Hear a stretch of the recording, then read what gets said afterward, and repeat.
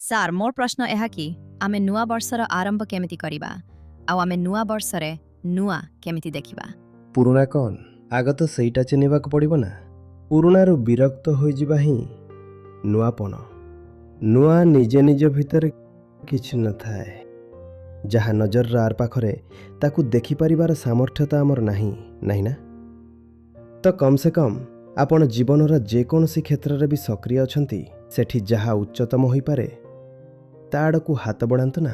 ବାଛନ୍ତୁ, ସଂକଳ୍ପ କରନ୍ତୁ ଯେ ଏହା ସହିତ ରହିବାର ଅଛି, ଏଥିରୁ ହଟିବାର ନାହିଁ। ଆଉ ତେବେ ସେଠି ଅଛି ନୂଆପଣ। ଯେତେବେଳେ ଗୋଟିଏ ଭିତରର ଆହ୍ୱାନକୁ ଜିତିଯାଅ, ଗୋଟିଏ ନିଚତାରୁ ଉପରକୁ ଉଠିଯାଅ, ତେବେ ଯାଇ ଜଣାପଡ଼େ ପରବର୍ତ୍ତୀ ଉଚ୍ଚତା କେଉଁଠି। ଗୋଟିଏ ସିଡ଼ି ପାହାଚ ପରେ ପାହାଚ। ସତ୍ୟନିଷ୍ଠାର ମୂଳରେ ଅଛି ଟିକେ ଆଗକୁ ବଢ଼ିବା। ଲଗାତାର ପ୍ରତିଦିନ ଟିକେ ଟିକେ ଉନ୍ନତି କରି କରି ଚାଲ। ଦେହର ବନ୍ଧନକୁ କାଟିବାର ଭାବନା ତ ପ୍ରତି 5 ମିନିଟ୍ରେ ଆସେ ନା, ସେମିତି ହିଁ ମନ ପ୍ରତି ସମ୍ବେଦନଶୀଳତା ରହୁ। ମନର ବନ୍ଧନ ପ୍ରତି ତୁମେ ଯାହା ହୋଇପାରିବ ସେଥିରେ ଫୁଟିକି ବାହାର। ଏ ହେଲା ହ୍ୟାପି ନ୍ୟୁ ଇୟର୍।